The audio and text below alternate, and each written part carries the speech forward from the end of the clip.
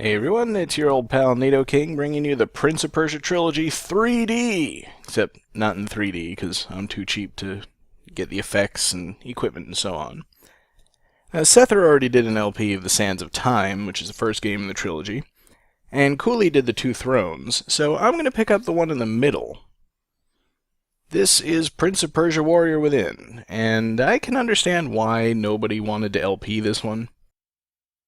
It's got its flaws. It's got very big flaws. We'll go over that when I get there. It's going to take a lot of loading screens to get there first, so... I think this game has the best fighting in the entire Prince of Persia series. Any game that's had the Prince of Persia name on it. This is the best fighting out of all of them. And it does have some pretty snazzy looking loading screens, I have to say. I'm going to cut most of those out, but you gotta see them at least once. Of course, I've already set up all the options here, except for the difficulty. Normally I would play a game like this in hard, but I'm going to pick normal for this playthrough, mainly because I'm taking a handicap about halfway through the story. I'll tell you more about that when I get there. Plus, the fights in hard difficulty would just be longer and more boring, so for now, enjoy the opening cutscene.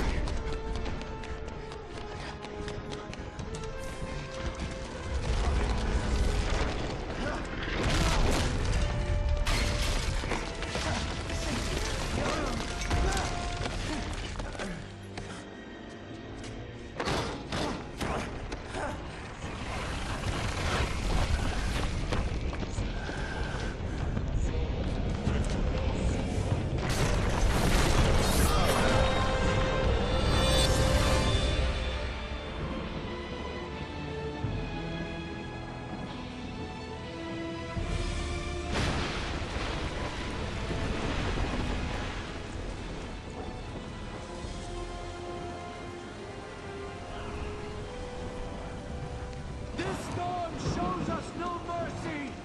We shall respond in kind. Reap the maid cell. Bring us closer to the wind.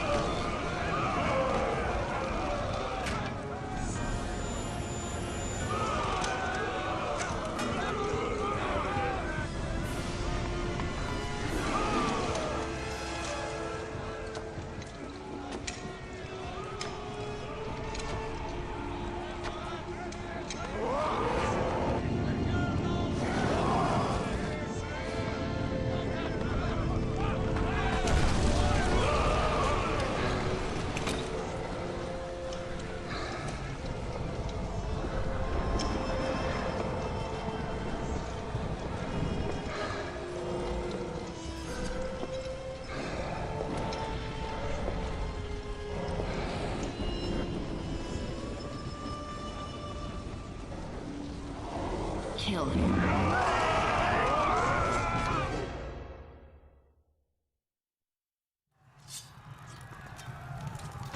Alright, now we get to the in-engine portion of the cutscene.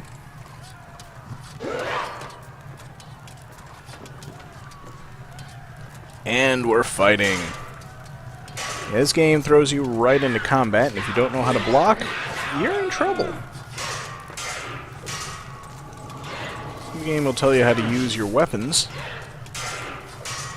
but you just have to know to hold R1, at least in the PlayStation 2 version of the game, to block. Another thing you might notice, I can pick up weapons that the enemies drop, and do stuff like throw them at them, or cut them in half.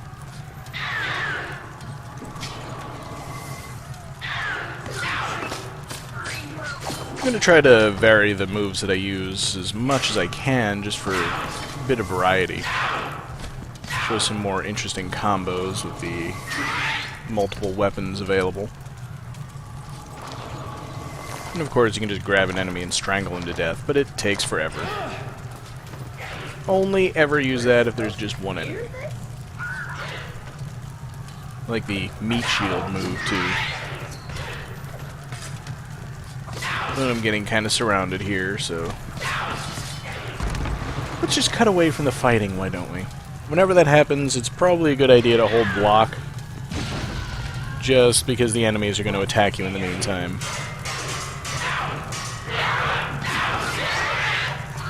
That was a pretty slick move.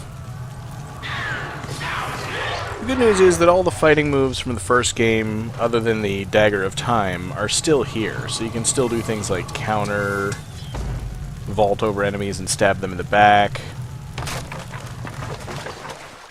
Oh, and here's an important one. We're standing in seawater, so let's have a drink. Full health recovery from drinking salt water. I have no idea how that works. And I want to show some more new techniques here. You can use the column to do all sorts of neat moves.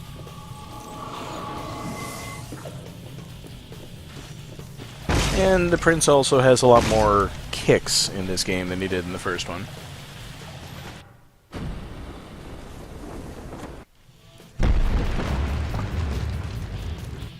Don't even have to fight that guy.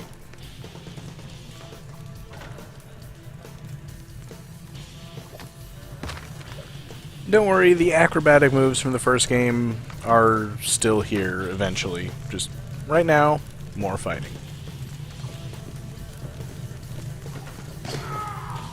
And some allies that are completely ineffectual against the boss.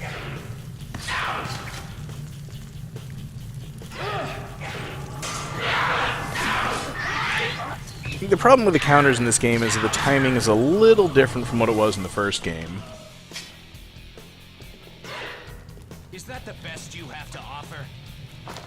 And see if I can strangle this guy to death before the enemies show up, because I really do like the finishing move that results, but could not pull it off. Now I just gotta fight all these guys at once. They're really easy at this point. And I'm gonna grab a secondary weapon because it's boss time.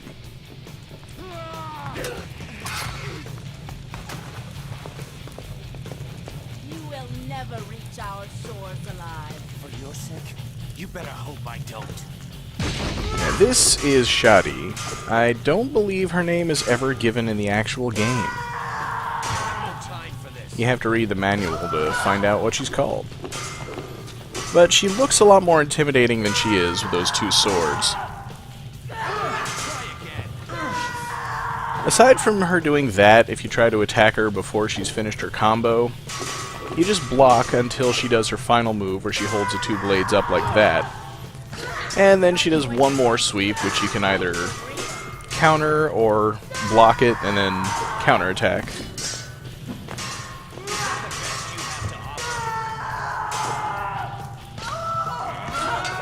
Trying to pull off some combos, but they're not working for some reason.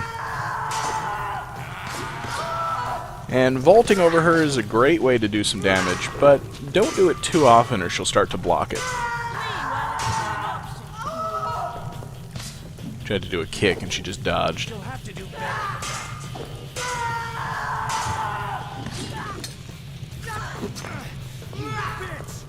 That scar, I think, for most people, really marks the downfall of the series. It's a scar not on the face of the prince, but on the face of the Prince of Persia series.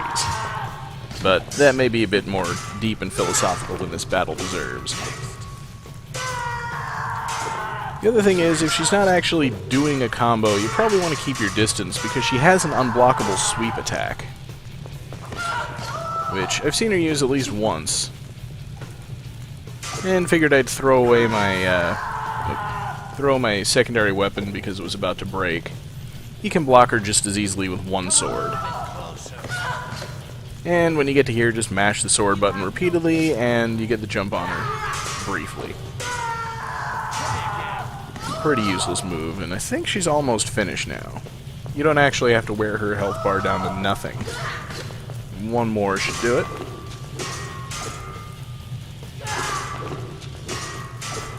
Whenever you're ready. Alright, fine. It seems the Empress overestimated your ability. The Empress?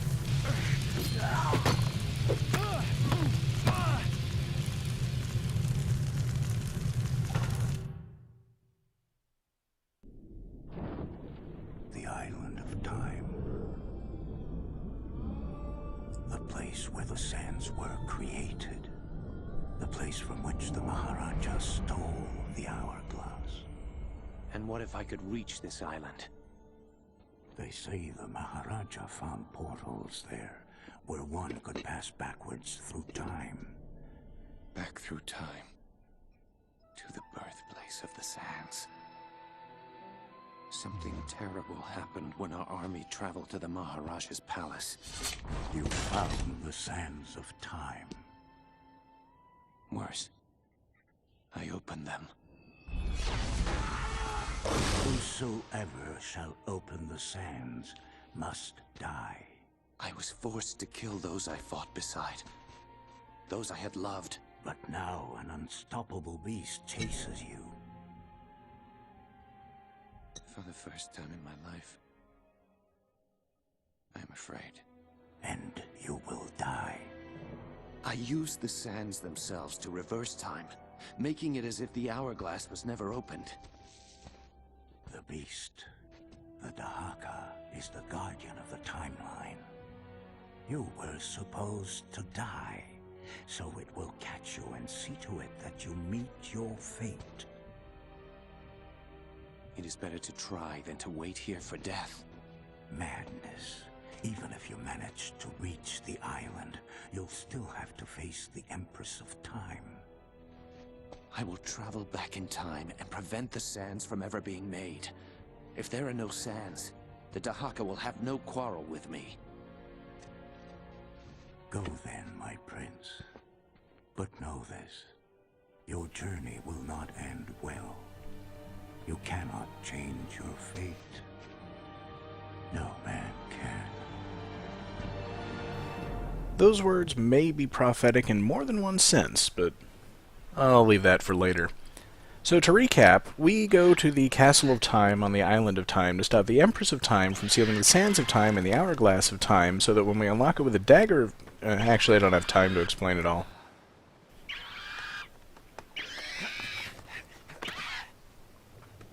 My swords. Gone. Yeah, if you remember the line from The Two Thrones where the prince said he never has a proper sword, this is what he was referring to. I gotta fight with a stick. And it's a pain. Prince isn't happy either. Fortunately, all I have to do is kill those birds. And rather than drinking from the ocean again, I think I'm gonna come over to this natural spring. Much better.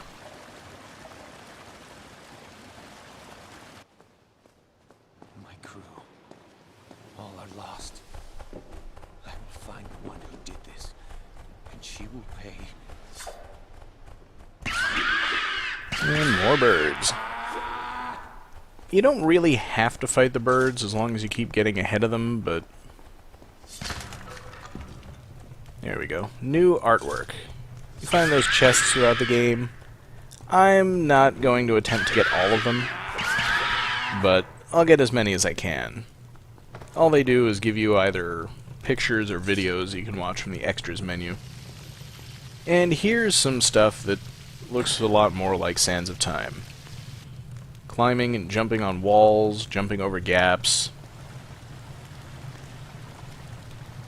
And the save fountains. In this game, they double up full healing and saving your game. So you always save with full health. It's actually really convenient. Takes a little while, but naturally I'll cut those screens out. Climbing hand over hand on ledges, nothing we haven't seen before if you've played Sands of Time.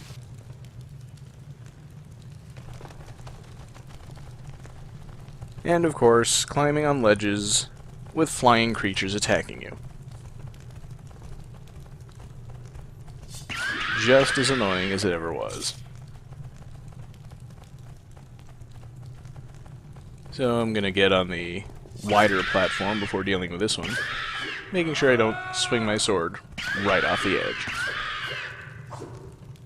And then the wall runs, which I think are the element that really set Sands of Time apart from other games like Tomb Raider that were popular at the time. That and the time manipulation abilities were the big selling points. And then for gaps that are too wide to jump like this one, we have the horizontal wall run.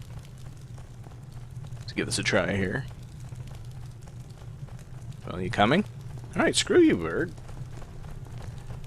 Here we go. And of course, what Prince of Persia game would we complete without pole climbing? The good news is, you don't actually have to turn your way from which way you want to jump. You just press a direction and jump, and off you go. Helps you move around a bit faster. And now we get to fight actual enemies with a stick. The good news is I can block their weapons, but this is really weak. I'm not even strong enough to steal these guys' weapons from them yet. Although I'm trying. About the only saving grace you have here is you can get a secondary weapon and get clobbered trying to use it. Alright, moving on. Next up is more wall running. As long as it's not fighting, I'm fine. And of course, always being vigilant for secret passages, areas where they might put chests. And of course, I could run across here, but that's water down there, and I've taken a lot of damage. Never miss an opportunity to heal. Trust me on this. And of course, I have to show you, you can't wall run out of water. It was a nice little touch in the first game, and I'm glad they brought it back for this one, although I don't think it affects you in many places. And hey look, it's more fighting! I seriously believe that Ubisoft decided that they'd created this great fighting engine to go along with all the mechanics from the first game, and they had to get as much use out of it as possible. And I honestly don't know what happened there. You can do a lot of neat combat moves off walls. You still have the ones from the first game where you can just jump over enemies or launch from the wall and stab them to death. Run while you still can. But there's some better ones, which I'm hoping to show off a little later. You can also do charged attacks with the secondary weapons, but for some reason it didn't work right there. Let me go ahead and pick up one of their discarded weapons. They're all the same, of course. There are a bunch of different secondary weapons that have different properties. To me, it's all just means of doing combos. And we've got a map. It's not a very useful map, but at least it does tell us we need to reach the fortress entrance, and we're at the fortress entrance. And sometimes they switch the camera angle in mid-motion. I always hate that. So we got a sealed door over there, so I guess we gotta go this way.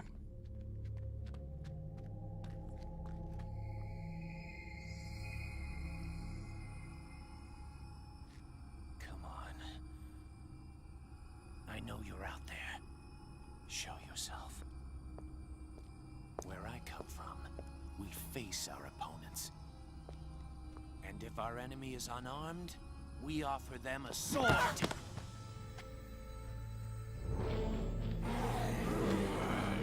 Kill him!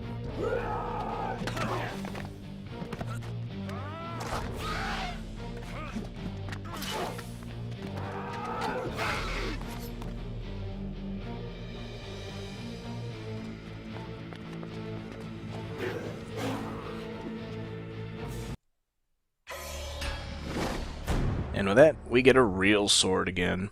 I think it's pretty much the same sword that you had on the ship. You got a 3-hit combo with it. But it's not a stick, and that's the important part. No, you just have to learn how to fight while surrounded by enemies. It's a lot of making sure you're not surrounded by enemies.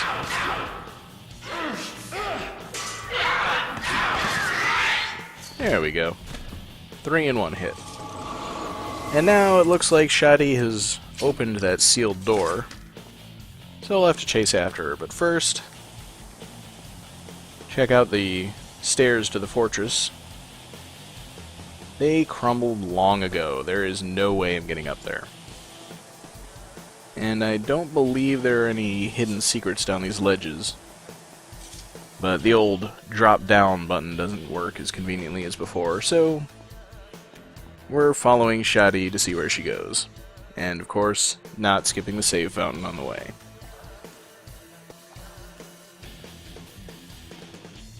So, it's not just the stairs. Pretty much every hallway in this place has fallen apart.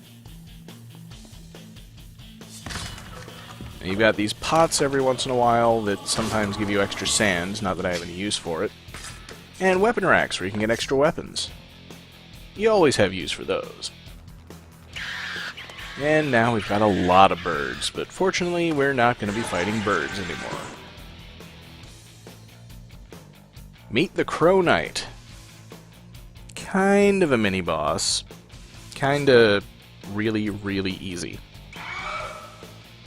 You jump over him, stab him in the back. Repeat. This is all you do. And occasionally I guess you gotta hit him in the front. I grow tired of this. I'm tired of it too, already, because it's just the same pattern over and over again. This is the only effective way to fight him. And then he gets scared and runs away. Now, of course, you can just skip him, not fight him at all, but what kind of Let's Play would this be if I didn't do that much? So, dead ends in pretty much every sensible direction. So the only way to go is up. And this is actually kind of a tricky jump if it's your first time. If you don't launch yourself from the wall, you're going to fall down. Fortunately, you don't take any damage. And watch the ivy on the wall here, that tells you when to jump to get to the pole. And versus Crow Knight, round 2. This is a bit trickier because he's near a wall, and you don't want to launch from the wall and fall off the edge of the platform. And I don't know how he dodged me that time.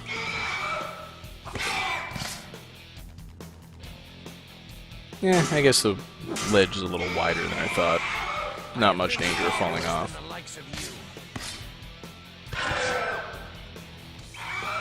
Do some more fancy combos here. Pretty much everything that I can to keep the fight a little interesting, because it's just the same thing over and over again. At least he's almost dead. But now I gotta go catch up to him, so wall run over to this ledge, and then turn around and wall run right back. You get just enough height to make the ascent, and there's the ledge right over my head. And we'll keep going. I'm gonna try to maybe do some fancier tricks like the wall run attacks here.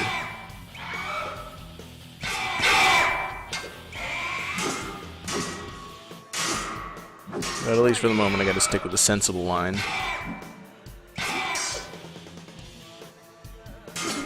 and completely miss him when I throw away my axe. The only reason you do this fight at all is to get his sword, which, if I remember correctly, is a pretty kick-ass weapon. I couldn't even do the wall run, but that's okay, because he's dead now. And the door is locked, so always look around for a button. And in we go.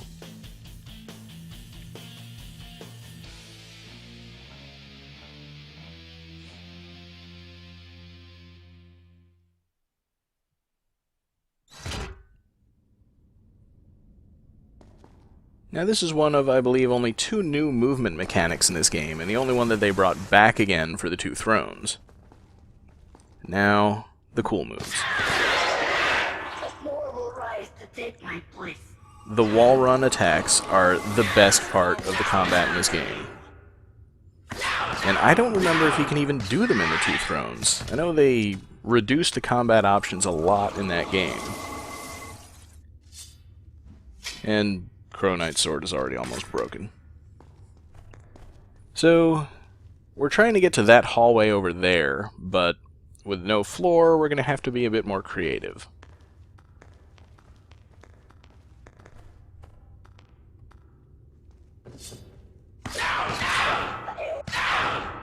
That's the combo that I use most of the time. Just, it's easy to pull off, it does a fair bit of damage. It's familiar. So, only one way to go from here. Just climb around this wall.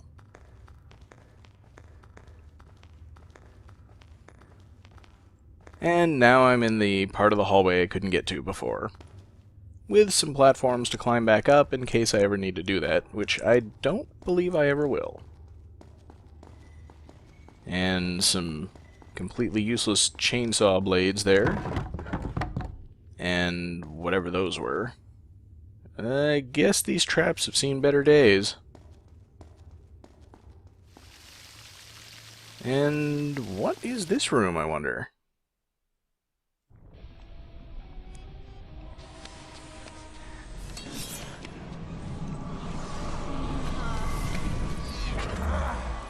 Madness. What magic is this? This is... No, I'm not going to do that one either. That's just wrong.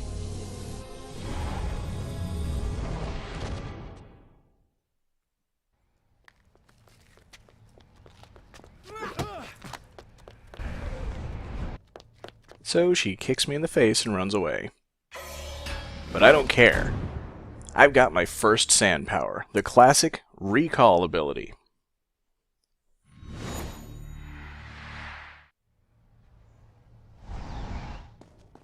It seems I've discovered one of the time-traveling portals the old man spoke of. Which means that we're in the past at the time the Sands of Time were created. And I feel so despondent I jump to my death. Whoop, nope, that didn't happen. The recall ability lets me use a sand tank at any time to rewind about the last 8 seconds of the game, which lets me undo anything, including death. And with that in hand, I think we'll call it a video. Next time, we'll chase after Shadi and find out what's going on this island.